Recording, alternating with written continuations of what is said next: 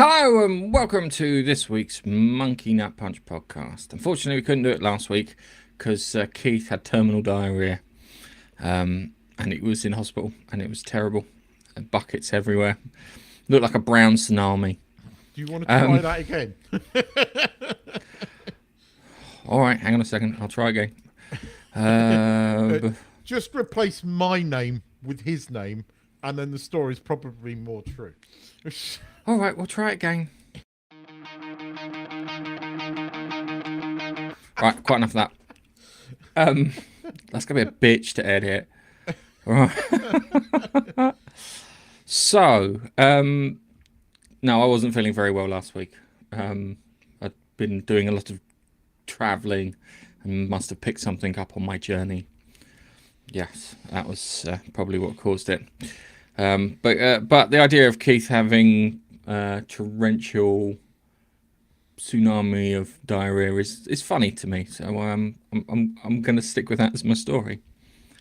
Welcome to the Monkey Nut Punch podcast, where we will be talking about entertainment news, geeky stuff. We're carrying on with our Chris Nolan, where we'll be talking about Dark Knight Rises. Keith watched the first episode of Penguin. We both watched Slow Horses and oh Christ, what was the third one? It's in my notes. Well, I was saying to watch Brassic, but I'm not sure that's very else. But sorry, I did say 3. I can't count. Slow Horses, Dark Knight, Penguin. I can't count. I'm in deep. Something else that's bugging me because we've been away for 2 weeks. I'm sure it was something I watched last week, not just the week gone, the week previous. I'm trying to think what it is, and I can't remember. It's really annoying. I'll have to go back through my viewing things of what the hell have I watched. Oh, we haven't talked about the last episode of Grand Tour.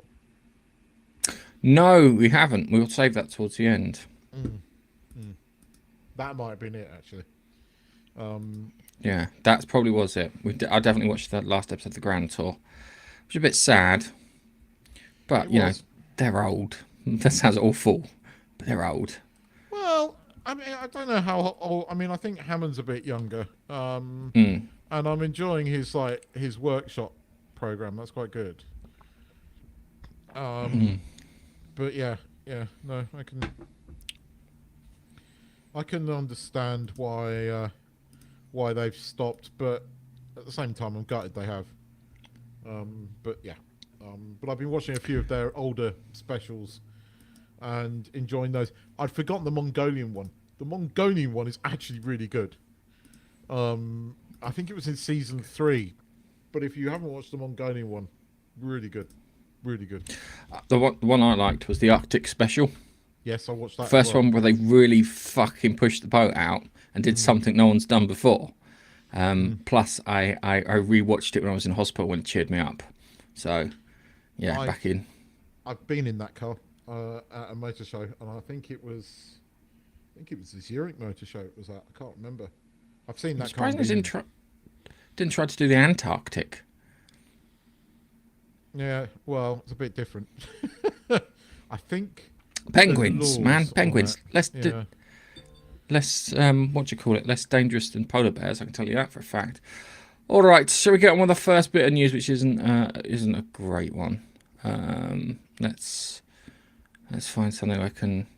Yeah, that'll do.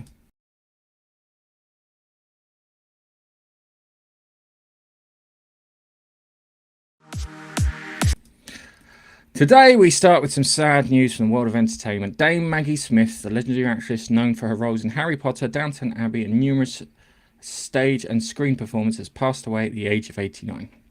True legend of the arts, she was not only revered by fans but also colleagues and figures of the world alike. Tributes have been pouring in from King Charles, former Prime Minister Rishi Sunak, and her fellow actors, reflecting on her immense talent, sharp wit and lasting influence. Um, yeah, in my head, she's McGonagall.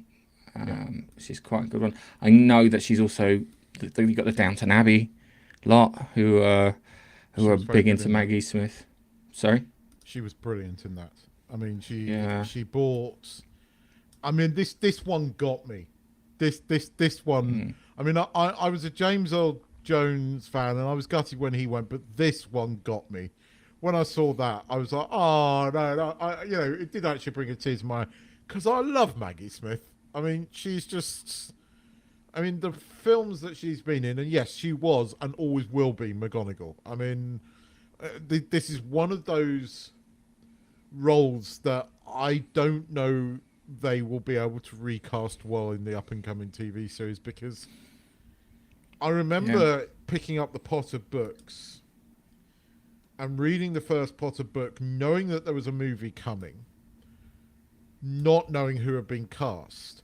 Mm. And when I read it, I pictured Maggie Smith as McGonagall. It was just like there aren't that many people that can do this Yeah. role. And I think part of it was because the first time I came across Maggie Smith was on an aeroplane when I was 12 on the way to Australia, and I watched Sister Act. And she played Mother Superior in the original. And from then on in, I knew who she was. And like, she's just everything she's been in. She's brilliant. Yeah. She had two Oscars under her belt. Under her belt. One for the Prime of Miss Jean Brodie and the California Suit or Suite. But yeah, it's yeah, she was she had range from dramatic to comedy, which is quite good. Um, yeah, the it's a lot of she had a lot of people have mentioned her. Miriam Margolyes, Hugh Bonneville, Michelle Doherty, Daniel Radcliffe, Emma Watson, Rupert Grint. Yeah, she was. She was. I think she was liked. She's one of those actresses that I think you get when you get an actress like her. So I always say that if you what do you call it, employ Bill Nye, he'll act his fucking bollocks off. Yeah, I think if you employ people like Maggie Smith, that you always got someone who was professional, nice, a good person to work with on set, understood that she was doing a job, did a good job well, and tried to enjoy herself. That's the impression that you get from her, if that makes any sense, even if it's not She was true. a professional, apparently, but she had a wicked sense of humour. And I think, I mean, she played these like stern roles so well, and cantankerous old women so well. But apparently, when she was sort of like behind stages, she had a good wit, Mm. and a good sense of humour. I mean, just so many movies that I mean, you mentioned Downton Abbey, and she was the Countess Dowager in there, and in fact, the last movie she apparently passed away. I haven't seen it, but she passed away in that. But she was very, snobbish. But even when she was snobbish, she still loved it. Mm. I mean, Maggie Smith was one of these people that you just loved, and I mean, she played McGonagall so well, and she had that sternness all the way through that McGonagall has. But there's that beautiful moment just in the eighth movie where she casts the locomotor Mm. charm to galvanize the sort of suits of armor, and they all jump down, and then she just sort of turns around to Molly Weasley, and she goes, "Oh, I always wanted to try that," and that look of joy on her face. And There are other bits too, like in the Goblet of Fire, where she goes, "Oh, Potter, you need to lead the dance." She goes, "You never told me that." Because, well, I'm telling you now. I mean, I was trying to think of. I mean, your good lady wife has mentioned Wendy and Hook. Yes, love that. I love Hook. Still love Hook. Um, but I mean, she was Wendy and Hook. Well, her role in that wasn't that big, but she was like an elderly Wendy in that. But she was great in that. I mean, she was great in everything. I mean, I always remember her role in the Best Exotic Marigold Hotel, which is another film I love, and she was a cantankerous old witch in that, but then she ends up running the hotel, and she's brilliant at it. And again, she was brilliant in both those movies. I mean, I was asked who am I afraid of losing. It was Maggie Smith, Judi Dench, Stephen Fry, and there's a couple of others, but one of them off that list is now gone, and I'm gutted. I'm gutted for it, but by God, a legacy she has left behind, and I honestly don't think the next McGonagall will be as good. She will always be McGonagall. I read those books today, I still picture her as McGonagall. So it's sad, but she's left a mark, and she got 89, not to be sniffed at. It's an innings. And she was working up until the end too, so yes, she was. She was in a still film. with her faculties and everything with her. Her last film was set in Ireland, and about a trip to Lourdes. It's a drama movie. Oh yes, yeah, that's thing. So I think she's got one unreleased movie, but I'm not sure. But anyway, okay, that was good. Anyway, we'll move on to our next story. The problem is I've got to pick something that's not. That's something a bit more appropriate.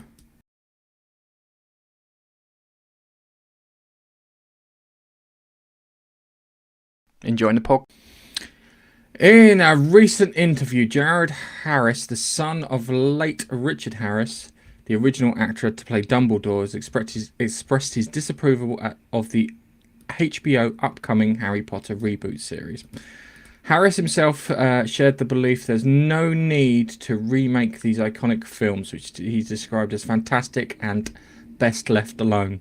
His comments resonate and have a growing sentiment among fans and critics who question the necessity of rebooting such a beloved franchise. And I think he has a point. I really think he has a point. I didn't know he was the son of Richard Harris. I'm glad I'm not the only one. I did, but I'm looking at him now. I really didn't know he was the son of Richard Harris. He doesn't look anything like him. He does. Look at that picture. He really looks like him. I don't think he looks anything like him. Same. The nose is the same, and I never realised. Sure, the width of the face, he's got different. Harris had like a more oval face. He's got thingy. Oh, sure. I got Richard Harris confused with Peter O'Toole for a moment and thought that Brian Blessed beat the shit out of him. That's not the case.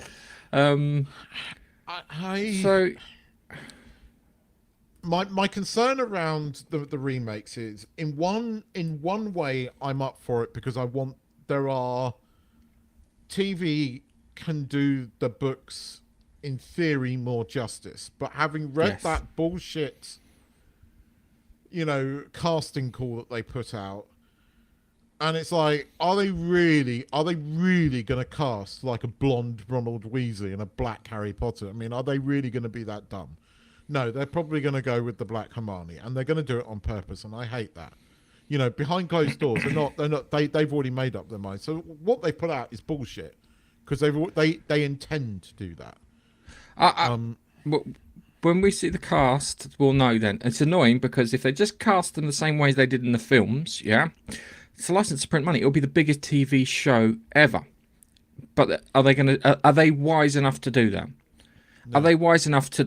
You have to remember that there's a pushback on this agenda nonsense at the moment more than it ever has been. Yeah. Yes, but there are also people doubling down on it. And whilst Disney might have finally seen the light, I'm not entirely sure. I still, that casting call was put out only 2 weeks ago, and it was bloody stupid. I've just realised who would be if you were casting Dumbledore. That Jared Harris. He's somewhere between Richard and Michael Gambon, isn't he? See, that is exactly the thought I had. It was like, shit, I never knew he was the son of Richard Harris. Although actually, I could see it. Right? And then Actually, he would be a good Dumbledore. And that it was would be the good. second thought. Shit. Well, how did I miss that? How Um, did I miss that? And he's good. He's a good, great actor, oh, he's a Jared fucking Harris.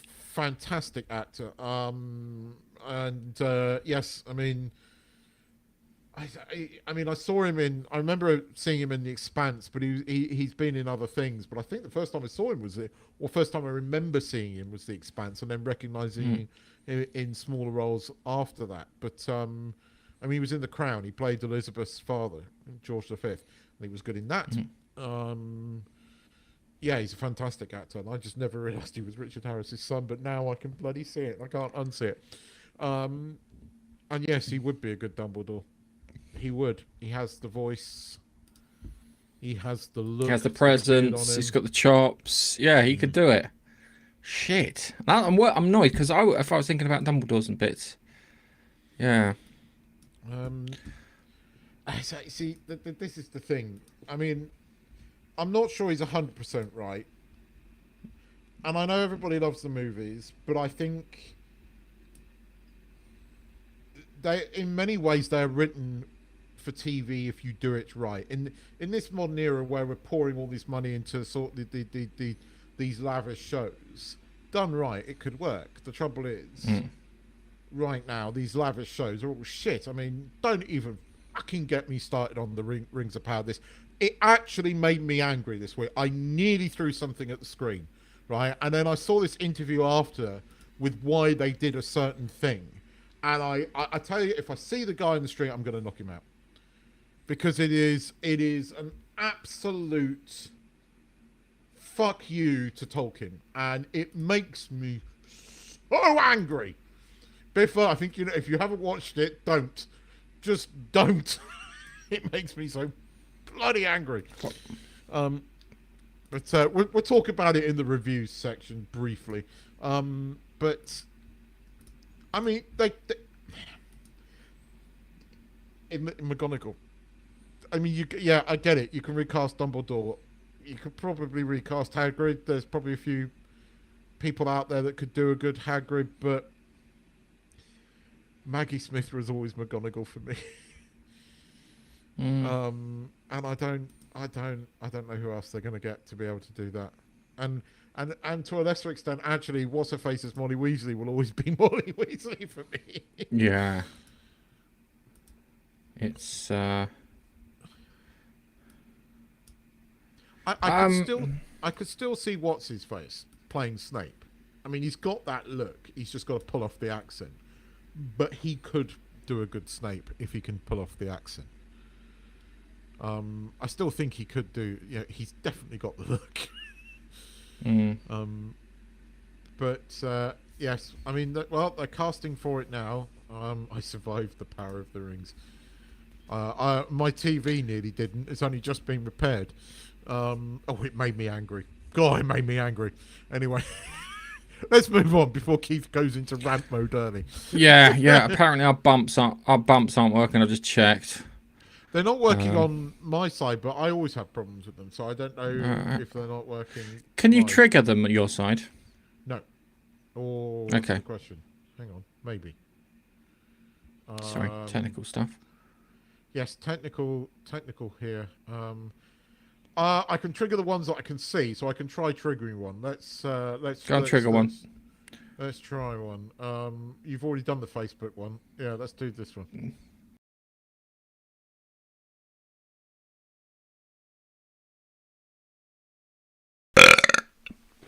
A word's too. See, it cut in late. So, chat, did you see that bump? So I saw it. I saw the end of it. But I don't know if it seems to be out. Yeah, no, it's not. They seem to be out of sync ever so slightly. I might have to rebuild the bloody profile. Oh, fun! I've got a job to do. Okay. So, where were we? Oh, yes. In a surprising financial revelation, Disney production costs for the Acolyte and upcoming Star Wars series have been disclosed to be approximately $230 million, far surpassing the earlier estimated $180 million. Despite the massive investment, the series faced poor ratings, poor viewership, and raised the question about return on investment.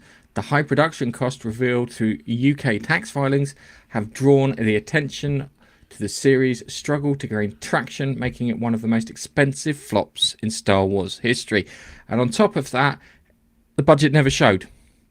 Well, it turns out it wasn't $180 million. It was It was 180 million quid, which roughly translates to $230 million dollars. Oh dear. So yeah, it was. Oh my god, it was almost £1 million a minute. I mean, this is beyond incompetency because somebody pocketed 75% of that. Because there's no fucking way they spent that on the episodes. There's no. The effects were bad. I mean, they were bad.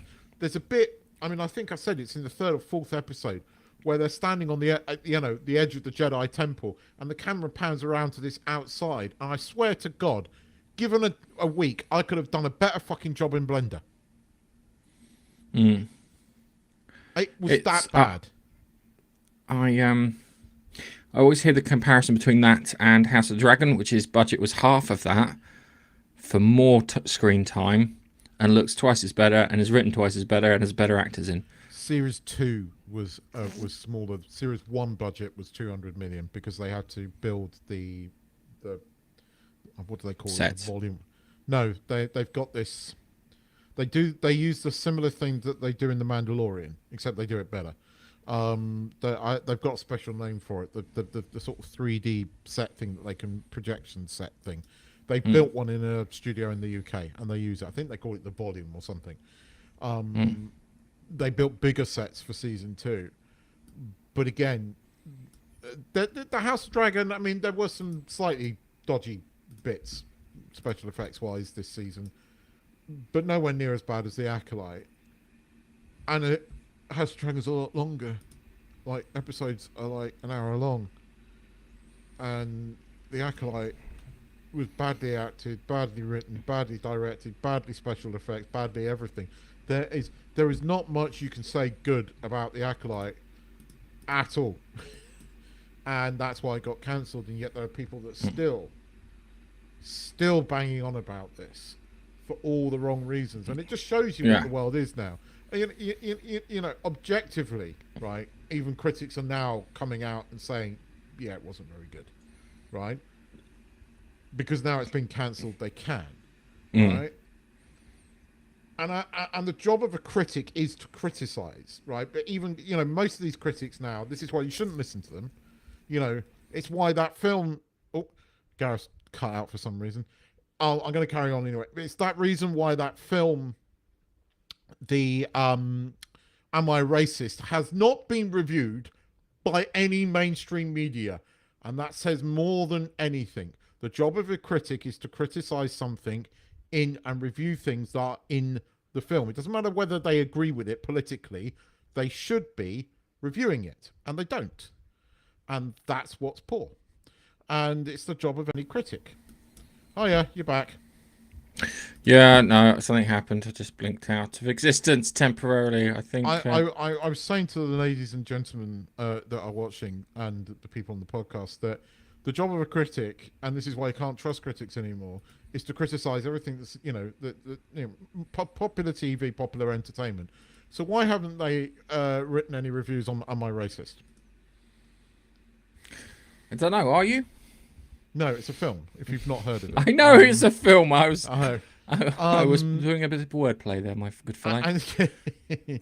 I mean, and this is the thing. They're now coming out with Acolyte, but all these people are going, "Oh, bring back the Acolyte." They want to bring it back for not the right reasons. Star Wars is about entertainment, nothing more, nothing else. It was never leading the charge in some global fucking movement, and nor should it. Right? You know, there's these tentpole drama series that things that do that. Star Wars, Star Trek, science fiction in general is for entertainment. And nothing. 230 million, right, on this shit. How? Where? Where did the money go? I mean, again, I say this and I say it many, many, many times, right? Star Trek Discovery, no way did it have that fucking budget. And you can say a lot about it, and I can, but by God, it looks good. It looks like they spent the money on the production. Yes, you're right with that. And definitely the money wasn't spent on production. I mean, she's probably walked away with all this goddamn money in her pocket somewhere. But anyway, 230 million. I mean, if 180 wasn't bad enough, 230 million. That's one of those things. It was shit. It'll always be shit. It's a waste of money. Should have paid for some writers. Don't know.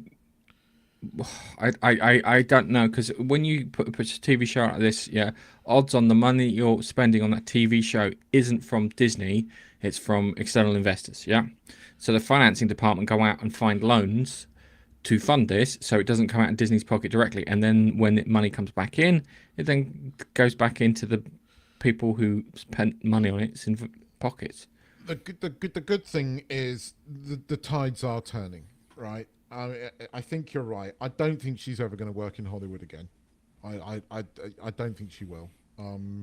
Hollywood has finally realised that it actually can't carry on like this. The strikes last year crippled it.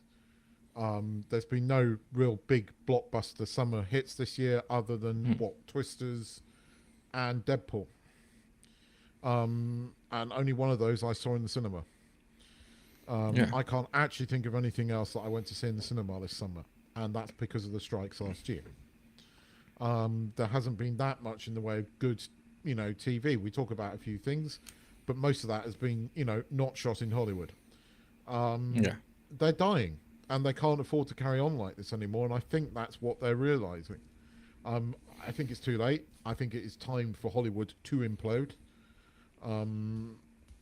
Hollywood's dying. I'll be honest with you. Netflix and Amazon did more, and Apple have done more damage to Hollywood than you can possibly imagine. They got into that streaming war fight, and that's then cost them God knows how much money.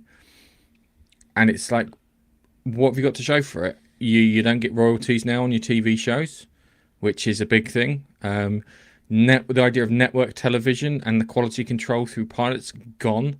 Yeah, the idea of getting a series order is you get 3 and then that's it. You just get the 3. You never get to go on for longer than that. And you can't. Now they're creeping adverts into streaming, which was the whole point of not having that shit. But hey, let's see if this works.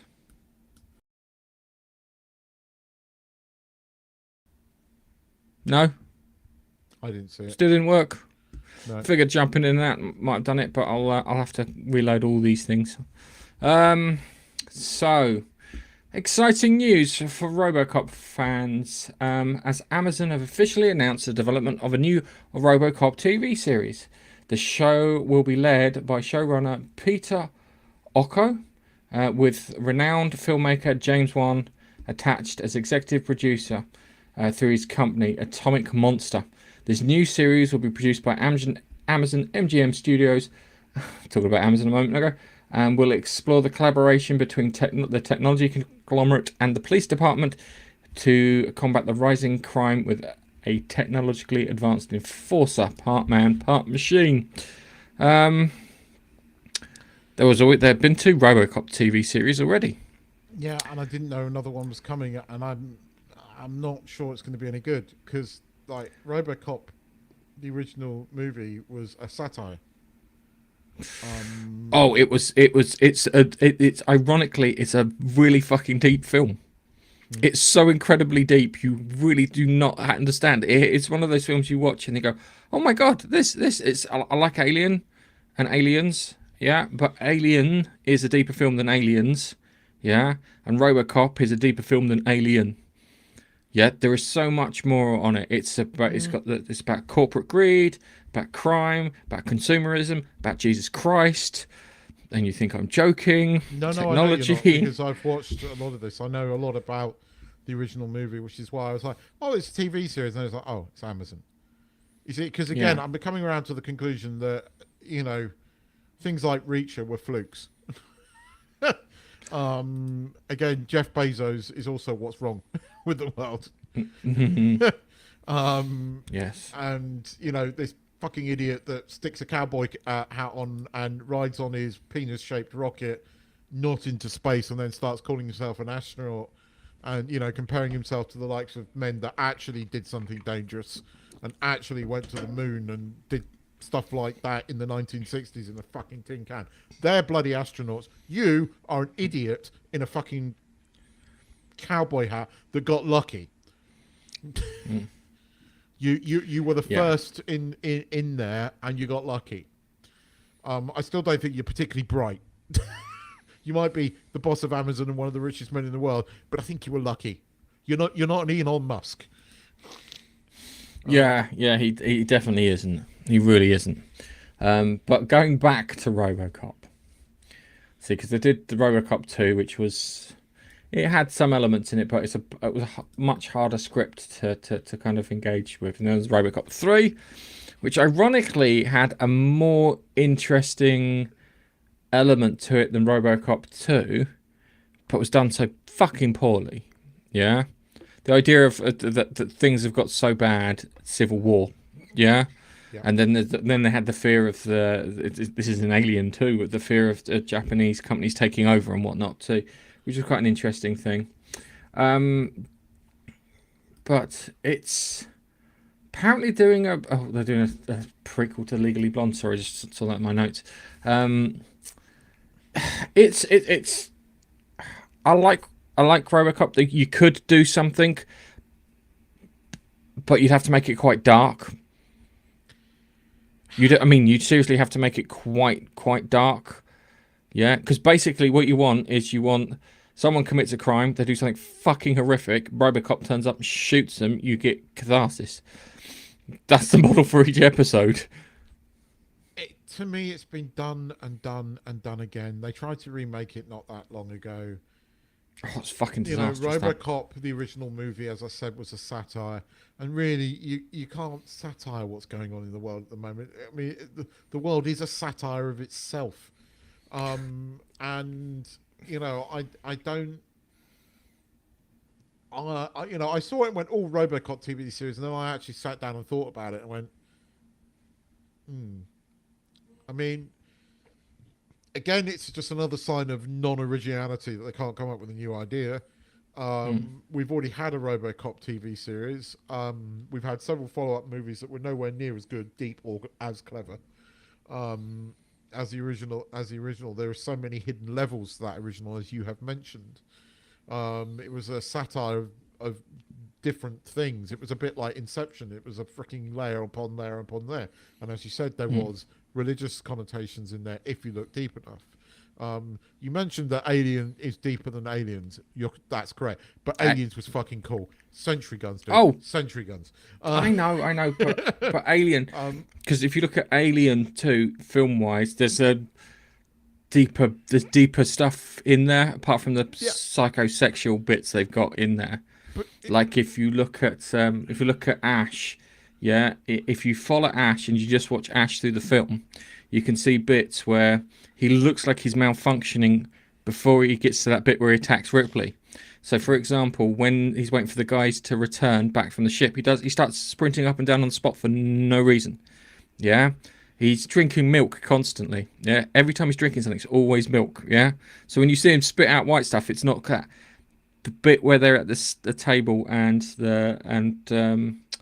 what's his name? Not Kane. Kane has the chest burster. Yeah, everyone's looking concerned at him apart from Ash, because Ash is just observing what's going on, and then he jumps in because it's like, can't let him see what I'm doing here. And I think it just talking about Alien, that he was malfunctioning because he has he's been Asimoved, shall we say, and because he's been Asimoved, going against that programming was a little on the difficult side, if that makes any sense. And that's when he starts malfunctioning. You're right, but I always compare, 2001, really deep movie. 2010, totally different, underrated, actually quite a good movie, but very different. And it's the same with Alien and Aliens. Aliens has some cool factors in it. Probably in some ways, it's a cooler movie. But Alien is a deeper movie. It's more atmospheric. It's more in your head than Aliens. Aliens is sentry guns and fucking, GIs trying to shoot aliens. And it isn't as scary or as atmospheric as Alien. But it's a James Cameron movie and it's still quite cool. Yeah. But they're not the same type of movie. And it was the same with RoboCop. And I don't see how they can do a TV series in this thing that would be any good. Having said that, I will probably watch the first episode because we're going to be talking about the Penguin, and I was deeply critical of that. And spoilers, really fucking enjoyed it. So we'll get into it. So I could be wrong about this.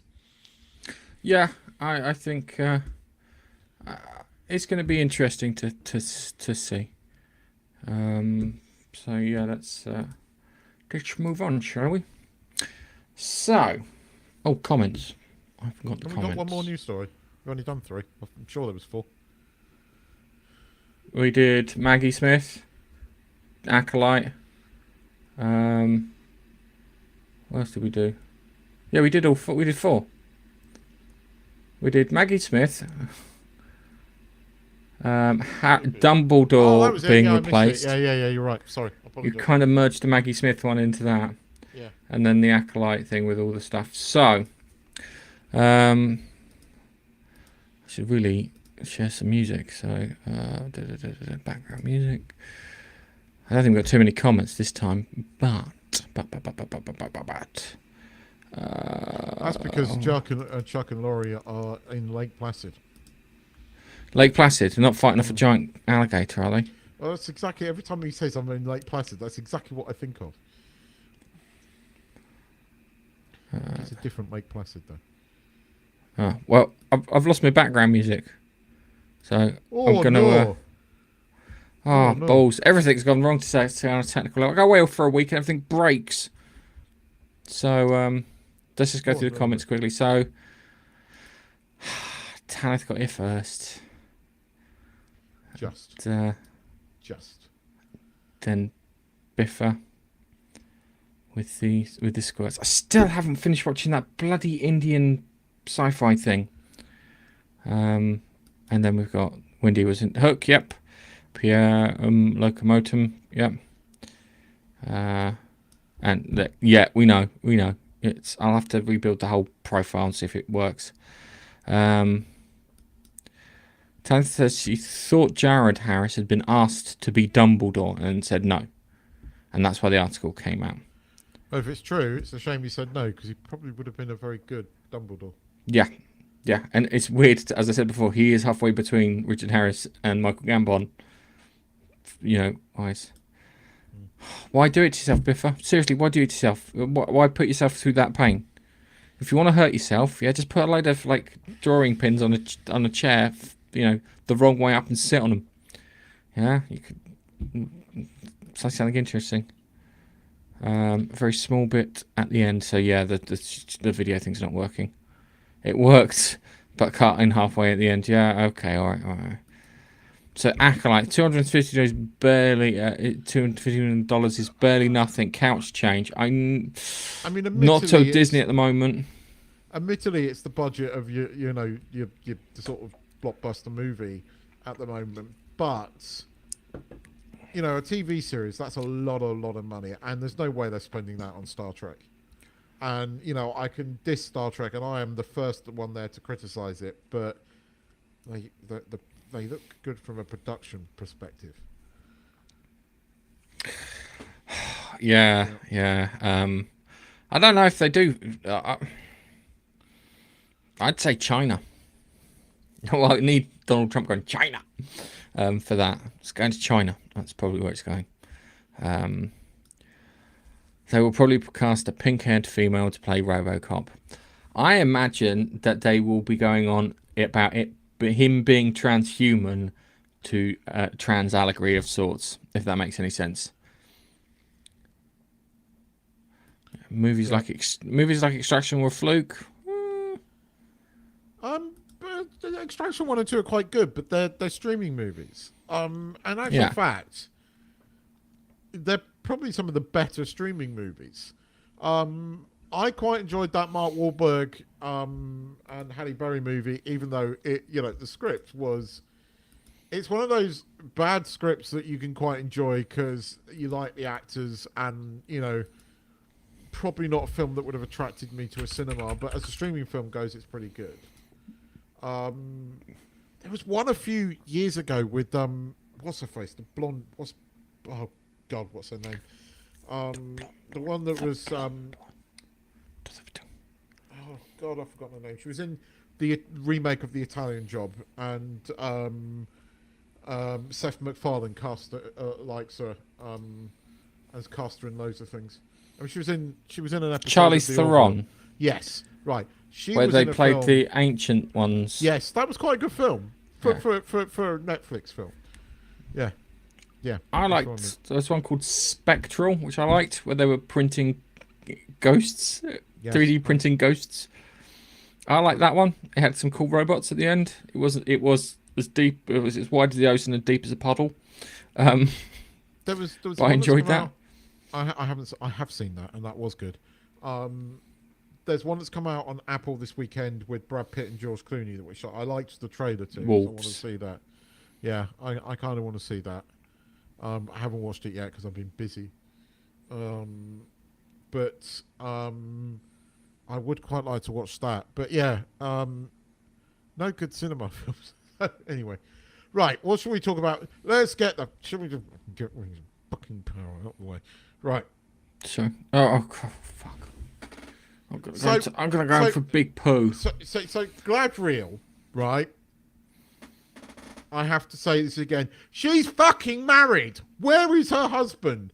And what she definitely... And this week, they had her kissing Elrond. First off, Elrond is married to her daughter.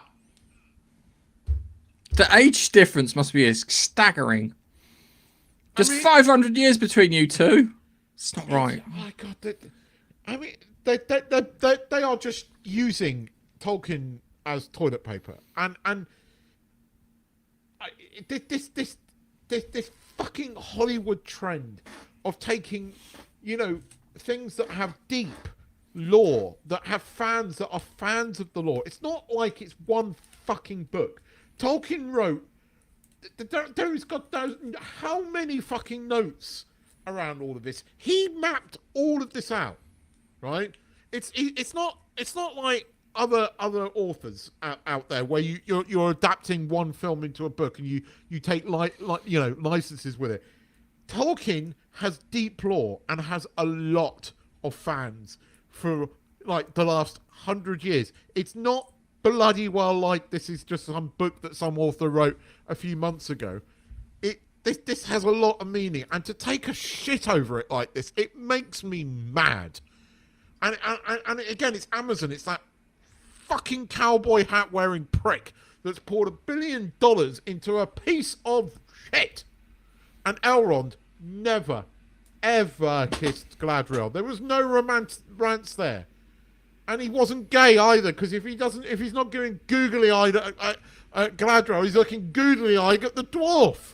I mean, the amount of sexual tension and the Michael fucking Palin, what is it?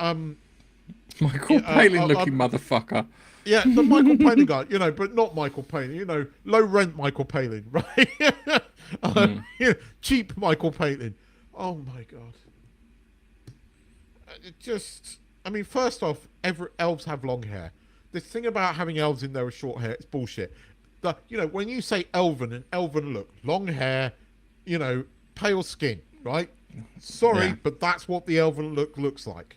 Okay?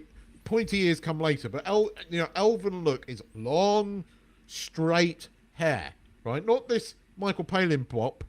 I keep saying Michael Palin because the actor played Michael Palin once, and he does look like Michael Palin, but he doesn't change his hair. And then you've got this Tom Bombadil. Oh, fuck's sake.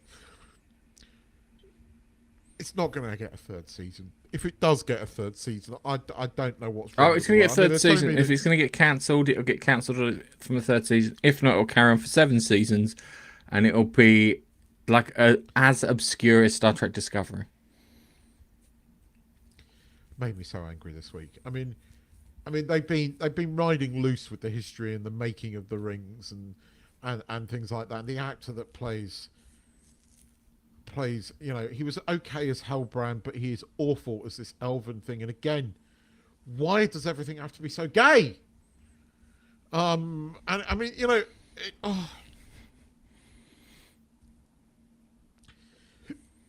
and it's stupid as well. It's badly written. I mean, Critical Drinker did this really good breakdown, right, of battles. He broke down your favorite battle, Helm's Deep, right?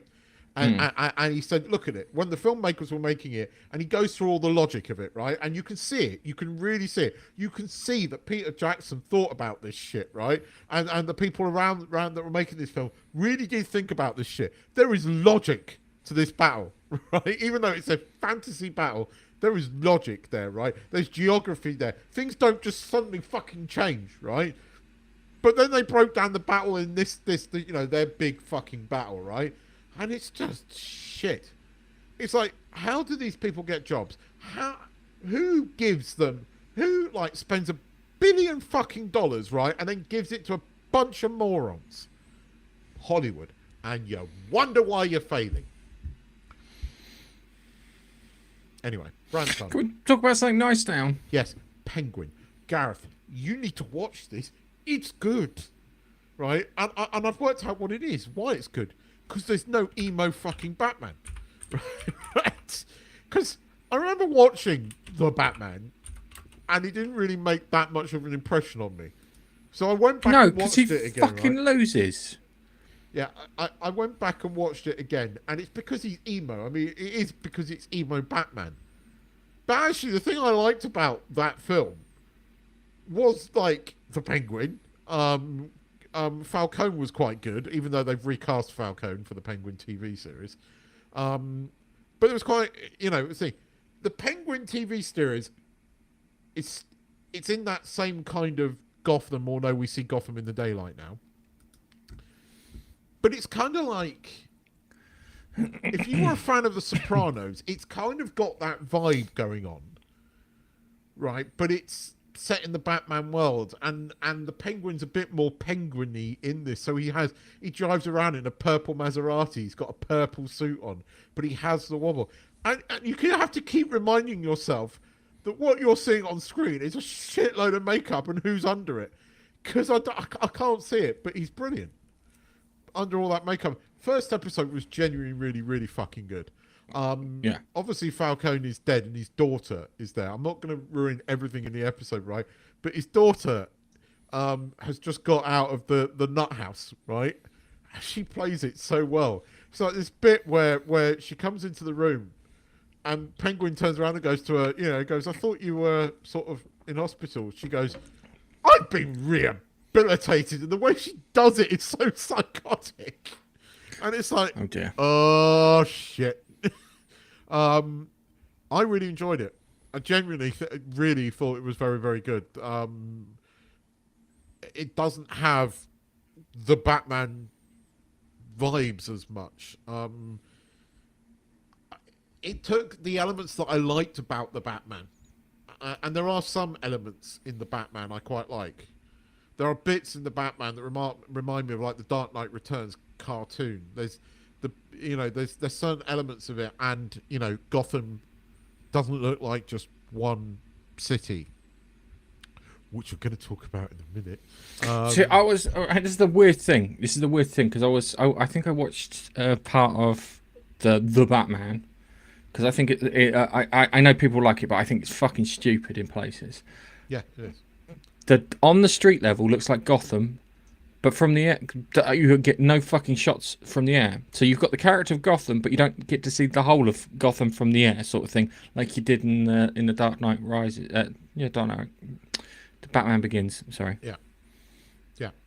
But I mean, it feels more like a Gothic city, and although the Penguin seems to retain some of that styling, it's now set around Oswald Cobb, as they're calling him. But it's kind of like the easiest way to describe it is the Sopranos set in the Batman world. So if you're into sort of those like mafia gangster TV series, this is quite good. And the twist is obviously it's a comic book character. But the first episode was genuinely good. It's got some, great cast in it. Who's playing like, I think her name's Sophia, and she is fucking seriously deranged, and it works. I'm not going to spoil it because I actually suggest that you watch it because I think you quite enjoy it. If you enjoy it, if you're a fan of Sopranos and those kind of things, this is in that vein. But again, just the amount of makeup he's wearing, and he's so damn good in the part. But I've only watched the first episode. There are a couple of woke moments, just like there are in The Batman, but they kind of easily avoidable. On the whole, it's very, very good. The thing that got me, I think, the worst in The Batman was the bit where he's chasing the Penguin down, and he kills 30 people in the chase. Because you have a similar chase in what we'll be talking about next, Dark Knight Rises. Doesn't kill a single person. Goes out of his way not to kill anyone, even though some idiot cop shoots at his special gun. Yeah. But yeah, it's yeah.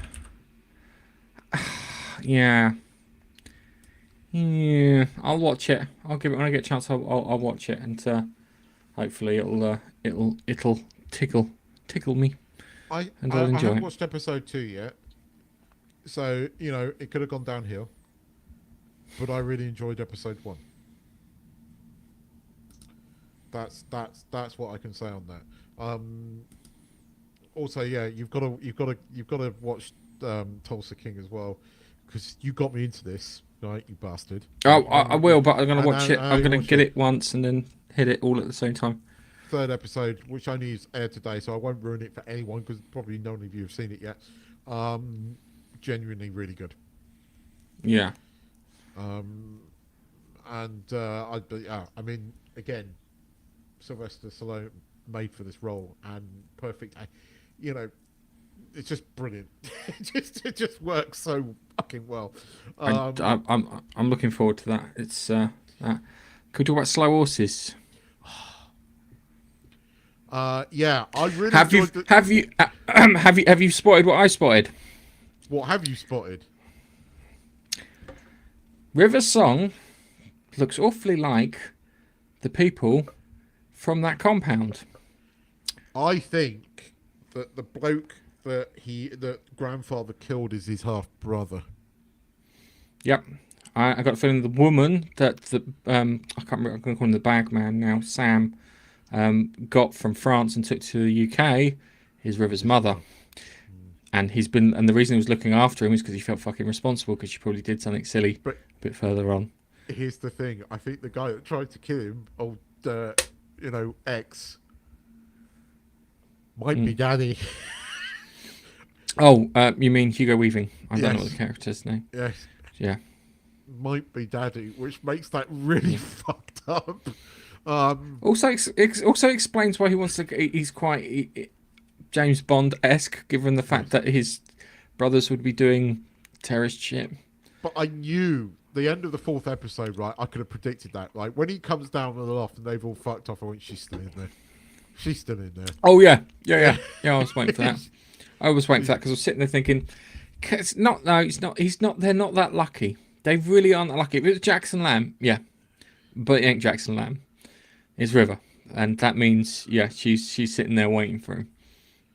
They need to kill that fucking dude that they tried to kill once. I mean, Jackson run him over in the fucking taxi, which I kind of loved.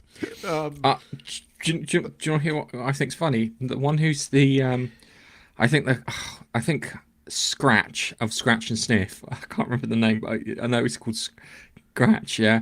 I think Scratch is going to get killed because he sold the gun. Bad karma. 2 episodes. No, wait. But here's the twist: he's going to get replaced with Watsamush who's running the dogs. Because you know what? Duffy could catch them, he just couldn't keep them. She can't even fucking catch them. Yeah? Well, she's already I think that's going to be the way it goes. She's already on They're nice. You know, what's her face's Lady Di's Diane. second Flight. That's the name. yeah, she's kind of already pissed her off a bit. But first desk, bit more clever than he's letting on, I think. And Yeah. there's a bit more to him. There's a bit more to him because he kind of, you know, he was a bit sneaky in episode 4, and he had her on the back trot for a second there because she was like, "What?" You know, she didn't see that coming. And I think it goes like this. He thought he was going to go there, and she was going to be straight with him, yeah. And then when she wasn't straight with him, she went, "Oh, we're playing games. I can play games too. Let's play games." And I think that's what his attitude is. And it sounds awful. I wanted him to be competent because he plays bumblers too much for my liking. He seems to be typecast in that. I want him to be a bit more sharp and have teeth, just because his predecessor, she was sharp and she had teeth, and Diana's sharp and she's got teeth, and I want him to be in the same vein because, you know, it's a bit cutthroat in that part. There in were that moments industry, in that meeting between them where he did, and there were just briefest of glimpses of him going, "Oh, there's a bit more to him. He's not as stupid as he looks or is, you know, playing. He might just have a different." I mean, she is right that you know you had to cover that shit up. I mean, you know, you do for an intelligence service to be, you know, transparent. It doesn't work. Yeah, Yeah. an intelligence service to be effective, you can't have that like level of criticism, because if you open it up to that, then they can't operate, right? And we've seen that time and time again. Intelligence agencies fail, but they're still, you know, UK has some of the best in the world, and you know, I agree with her on this, but there's more to him. I mean, again, just loving every time Lamb's on the screen. And fucking the taxi scene was great. You know, when every time he's, you know, she it's like when Lady Di turns up in episode 4, and it's like, "I ain't standing here. It's getting wet," and he walks around, so she has to get out of the car. I'm like, yeah, Jackson Lamb's great character. He's a fantastic character. But I mean, we've only got 2 episodes left, so it's going to be interesting how this resolves. Haven't had as much of Hugo Weaving as I thought we were going to get, so I think we're going to get. But we'll know he's now in London. I did like how, I mean, you know, those fucking dogs that were chasing a river in the train station, pushing people out of the way quite violently.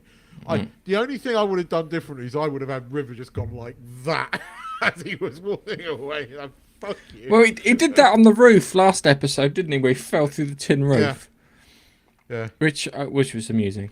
But yeah, it's so good. I enjoyed it. I really enjoyed it. It's miles better than a lot of television. And it feels like an old BBC TV series. It feels like the spiritual successor to Spooks. Spooks with a comedic edge, because it is funny in places. I mean, it would have been fun. Less funny. You know what I found funny, because they're talking about the park and whatnot, yeah, and they were talking about how they moved, and I was hoping that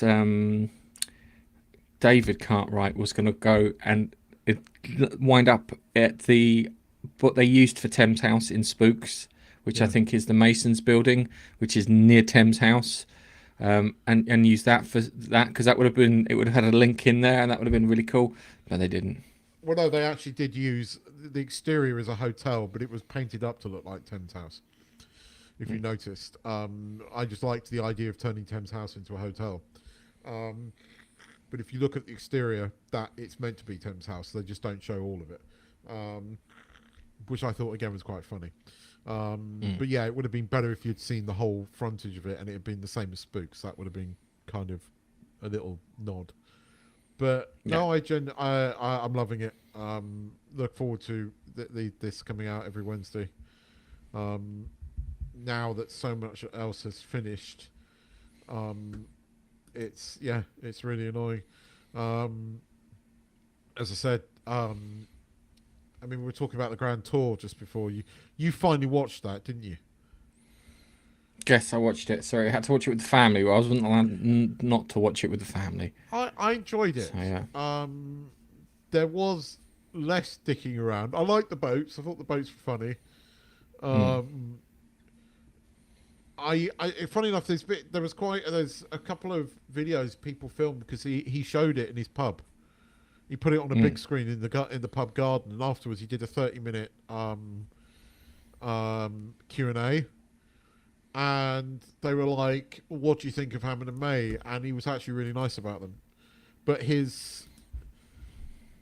answered some questions that you wouldn't normally answer, and it was kind of enlightening. Listening to Clarkson talk about it, and I always maintain there was more to that him leaving the BBC than there will ever come out. But although he had to put a statement out that guy didn't deserve to get punched. Right. Did you know that guy worked for them on the Grand Tour? Did he? Yes.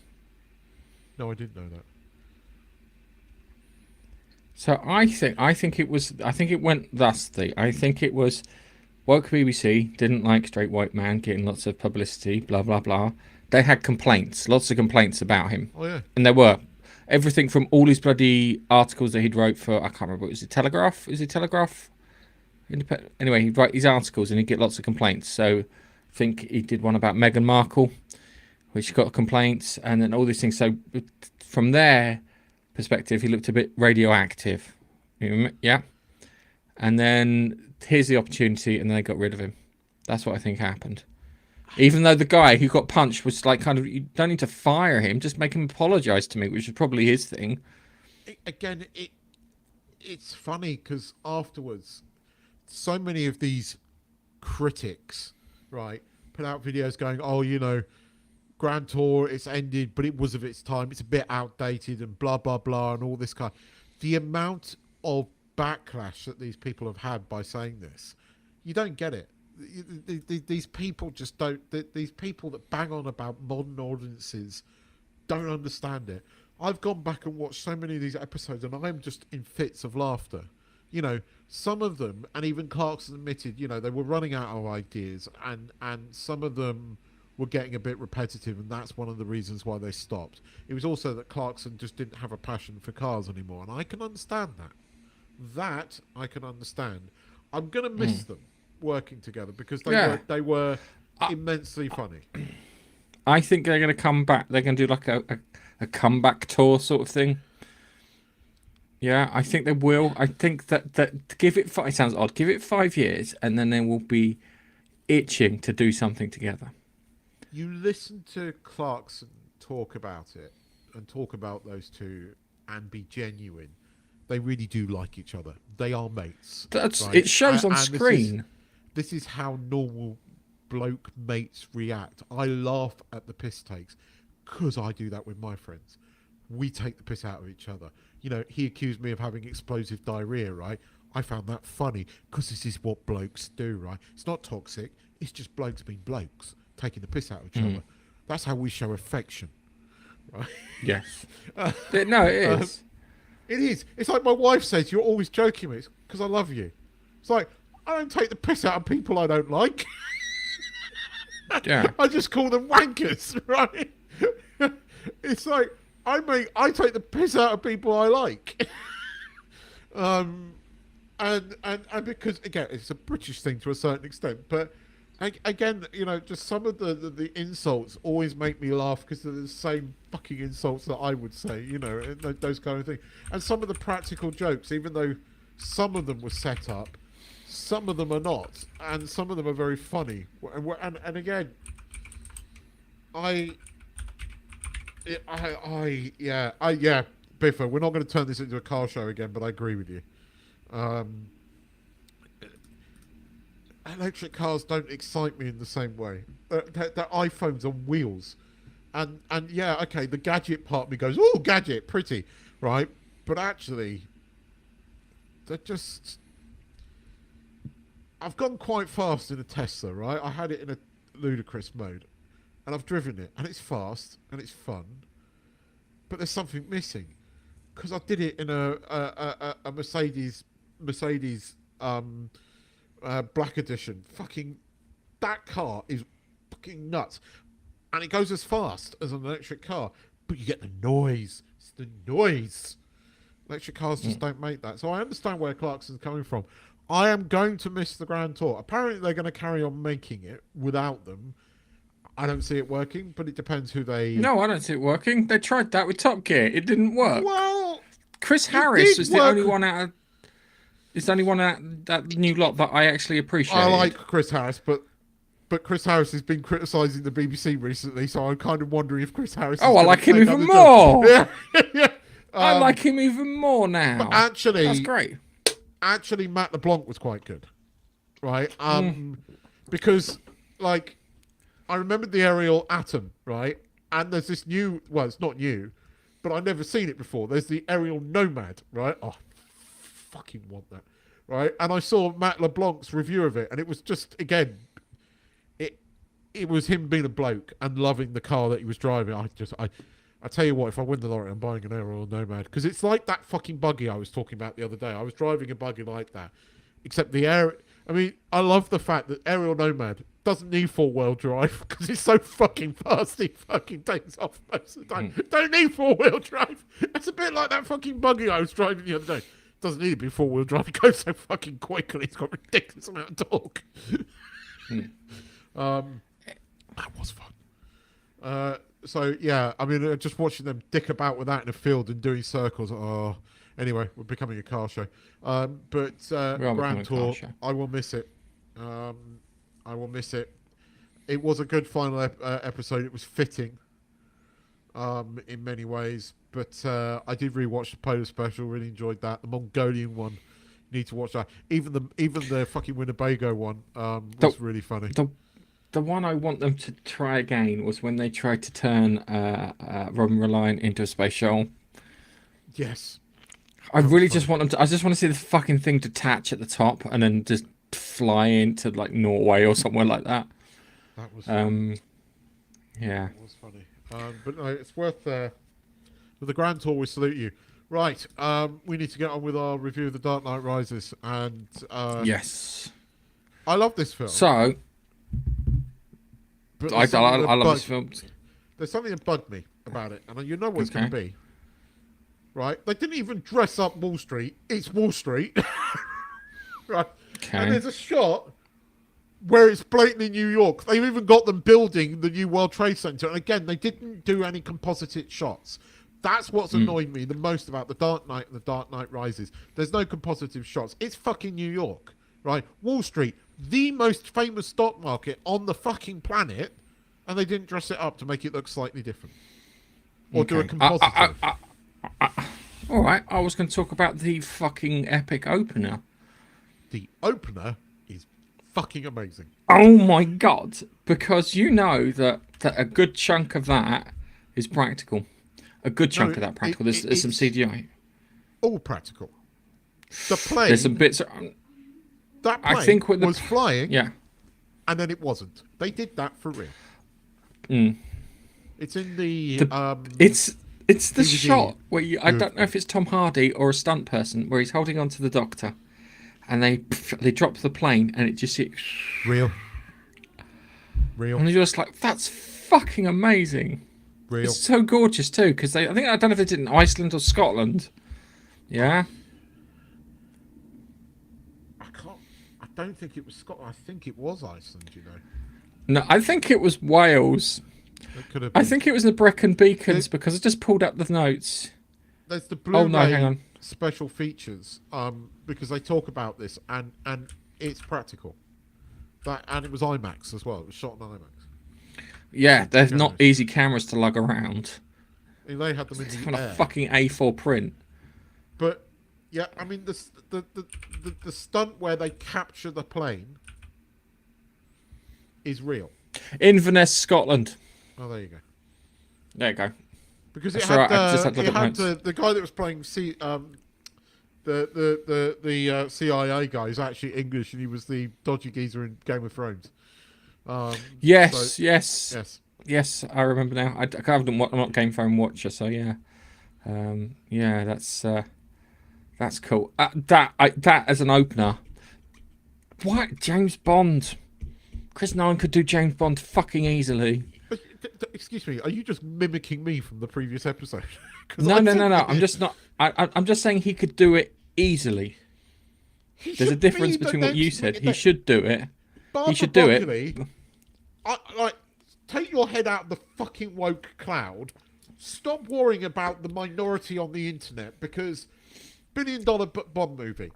Chris Nolan, Tom Hardy, make it blokish.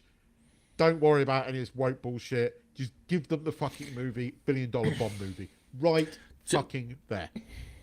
The other thing too is, did it not feature, well, most of the cast of Inception? Yes. But he does this. Cillian Murphy, they were literally everyone. Everyone was in almost every single fucking film he's ever made, as with Michael Caine. Even if it is just his voiceover. But I'd forgotten how much I liked this film. In some ways, I mean, yeah, I'm sorry, I remembered. I'd what's her face as well from Inception. Hot wife. Yeah, when he plays Talia al Ghul, who plays Molly or Mole or whatever her name was. The accent. Anyway, it was annoying. Do you know what the really annoying thing was I watched that and I went, "That's Talia al Ghul," from fucking start to finish. I send you the clip of the bit where he gives the control to Talia al Ghul, and then you've got Morgan Freeman with that Morgan Freeman face that's part of a meme. And it's like, he's figured out that she's Talia al Ghul already. Why are you giving her the control to a nuclear bomb? There are certain bits in it. I don't like the way that they the fucking thing with the knee. You didn't have to put that in there. You could just turn around because you got a dicky knee, dicky set of shoulders. I understand that one. Dicky set of shoulders, your back's not great, blah, blah, blah. And it's like, okay. And then he goes out even though he's fucked. That's what he had to do. Just give him some footballer injuries, for fuck's sake.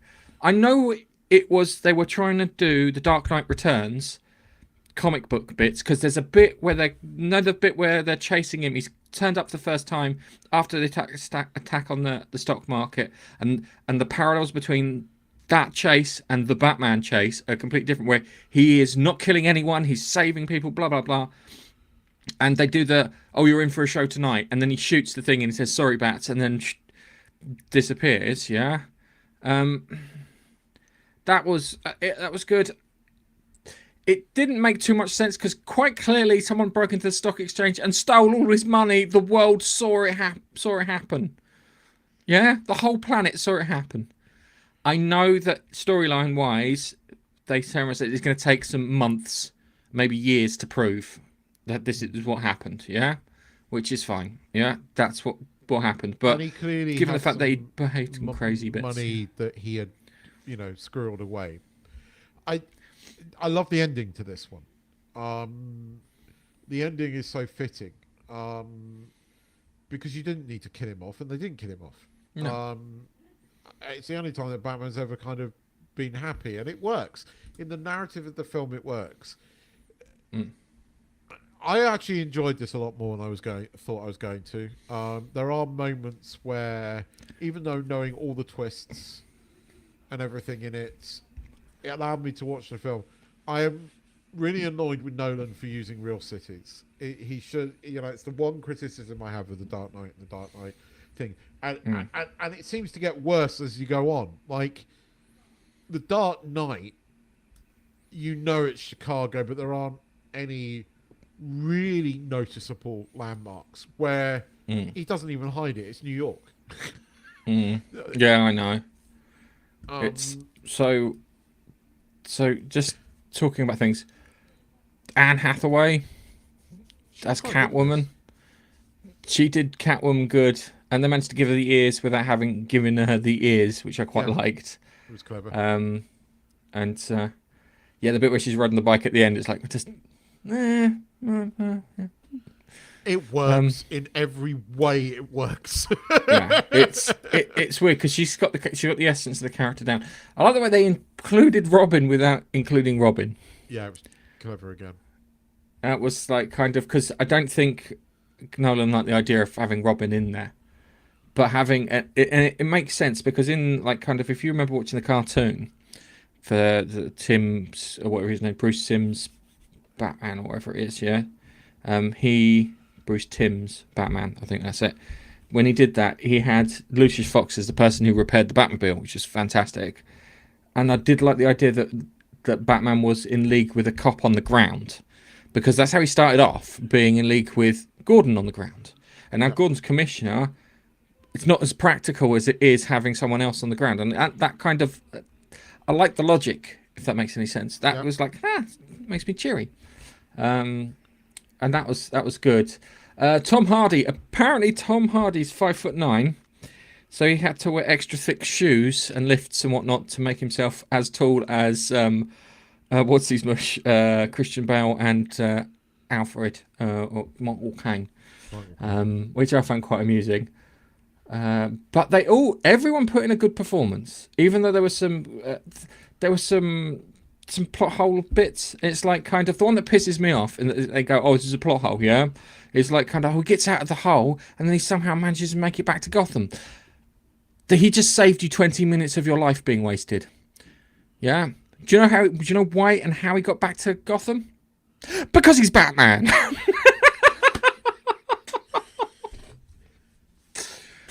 Because he's Batman. And I've gone out of focus.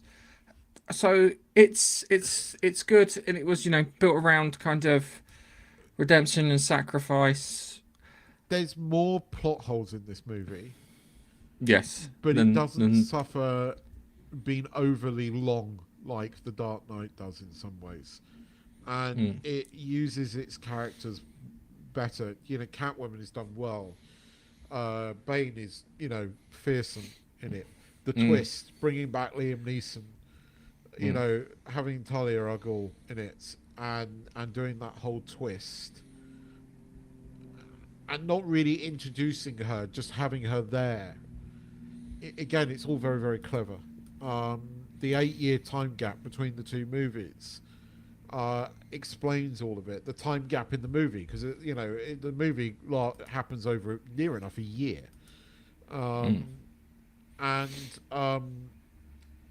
yeah, I mean, it is the best opening scene.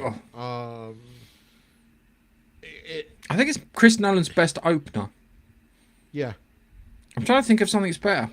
Maybe he hasn't got there yet, but it is the best opener, yeah. It's the last of the 3 Batman films, and in some ways there are scenes in this that may... I enjoyed this more than I thought I was going to. I love the ending to it. I love...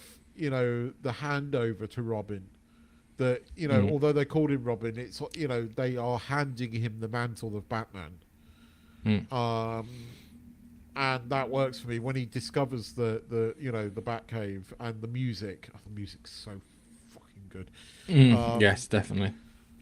And just the ending that they didn't kill him. I love the ending.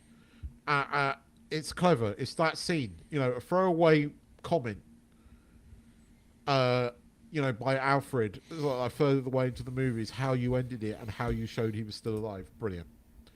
It gives Alfred that happy ending. It gives Batman and Catwoman that happy ending. You get Robert. They all have good endings. This is the way you end a series of movies. It had a happy ending. And it was all up, an upbeat ending to the whole thing, and that works for me. There were quite a few little cameos in there. One of the ones that I noticed the first time around was what do you call it? Christopher Judge. It's one of the thugs. Yes, I love seeing Christopher Judge and stuff. And then you had Owen from Torchwood, who was Thingy's assistant, which was quite good. And then you had, do you know Temple from... I never made that connection. But you're right, but she's had some work done now that she's in Ted Lasso. And I've forgotten that she was American. And I know your good lady wife told me that in the comments the other day, but I've forgotten she was. And I've seen her in lots of other things, suddenly realising it. But she's had some work done. But yes, you're right. She was in it. She played Catwoman's kind of a friend. Slightly, friend with benefits, which is nothing wrong with that. Can I watch? And it's what do you call it? I enjoyed it. I think the problem that everyone had was that we watched The Dark Knight, and Heath Ledger did such a fucking good job as the bad guy, and Tom Hardy was going to have to deliver the same level. And when we heard it the first time, if we remember hearing Tom Hardy the first time, no one could understand a fucking word he said, so we had to go back and re-record everything. So she it's is British, apparently. Yeah, she's British. Yeah, I just checked. Born in Hammersmith. She's probably born in the same hospital as me. She's born in Hammersmith. Because I was born in You were born in a barn, Keith. We all know that. Born in a barn. My wife was. Always leaving the fucking doors open.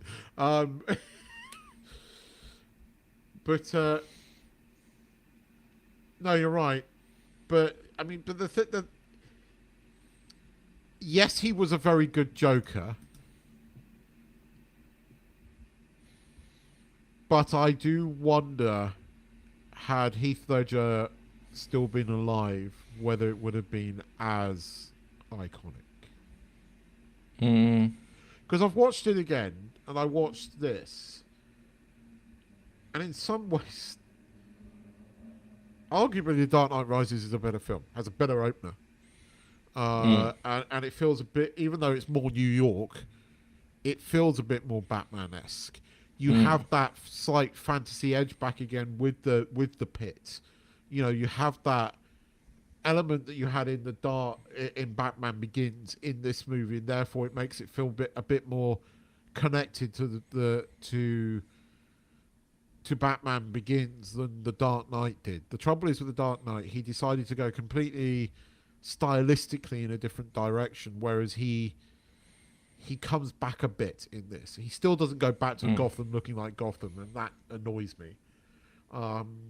You could have used compositive shots, which is what they do in The Batman, actually. It's a compositive of New York and Chicago and London. Because there's a scene where you see Nelson's Column with a compositive of Times Square behind it and Chicago around it. And I watched how they did it. And he just didn't bother with that in that. And that, again, still detracts from me. But, I mean, don't get me wrong. Heath Ledger is quite possibly the best Joker. I still like... you know, there's been great Jokers. I mean, you know, like say what you like about Mark Hamill, and I can, but he voiced a brilliant Joker in the cartoon, and in the games. And, you know, Jack what's his face's Joker was great. But Joker was great. You have to remember the types of Joker. Got a cold, calculated one. You got the psychotic prankster and the agent of chaos. They're the three Jokers that you get.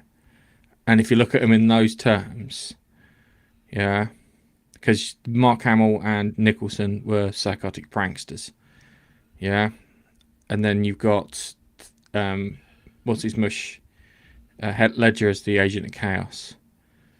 So, I mean, in many ways, right? People bang on about The Dark Knight being the greatest one. The Dark Knight has the most problems. The Dark Knight Rises is a more tight film. Yes, it has plot holes. So does The Dark Knight. But yes, it has plot holes. But it has a proper beginning, middle, and end. And it has an end. And it ends well. And it doesn't feel overly long. And I, you know, having watched all three in close succession, it goes like this for me. Batman Begins, Dark Knight Rises, Dark Knight. Really? Yeah. Hmm. Yep, I prefer this one to the Dark Knight. Dark I Knight, don't plus know. I it's too don't long. feel. It's. It's the It's annoying because there are things that I like. Different things that I like in all three movies. Does that make sense? Yes, no, and I'll give you that. Yeah. Yeah, So Batman Begins. It's the setting. It's the Gotham being, a city and that. The Dark Knight I like because it's pushed to extremes. Yeah. It's how far will you go in order to do what you need to do. Yeah. And the Dark Knight Rises, I like the idea of Batman gets his happy ending. Yeah, I've got a thing for happy endings at the moment in my life. But you've got that with happy ending, and you've got the idea that you can come back, you can redeem yourself, that sort of thing. If that makes any sense, I like that because even you look at from Bane's perspective, Bane is trying to redeem himself in the eyes of Ra's al Ghul. Yeah, he's trying to do that. Yeah, Talia's trying to redeem herself in her father's eyes too because what she wants to see where he failed. Yeah. Um, Bruce Wayne's trying to redeem himself because Batman became the bad guy at the end of the Dark Knight. Yeah. And then he was trying to then redeem himself that way. Yeah. And then he was trying to redeem himself in the eyes of Alfred with the, with the living the life in that cafe bit. Yeah. And then you got Alfred redeeming himself because he destroyed that letter from Rachel in the previous film. Yeah, and then you've got Catwoman, criminal, trying to live a clean life. She's trying to redeem herself. So you got that thing of redemption. I like that. It's really clear in The Dark Knight, that theme, if that makes any sense. yeah. I agree with everything you're saying. The trouble is, the Dark Knight's just that bit too long. Dark Knight Rises, sorry, that's what I was Yeah, talking about. the Dark Knight, and no, in Dark Knight Rises, you're absolutely right, and I think that's why it's got that happier ending. I often say and compare Dark Knight to Heat because it has some similarities there with it. It is this dark, gritty crime thing, whereas the other two movies have a bit more of a comic book edge to them, grounded but comic book, and that's I always say he nailed the balance in Batman Begins, and that comes back in The Dark Knight Rises slightly. Mm. People are going to love The Dark Knight, and I respect that, right?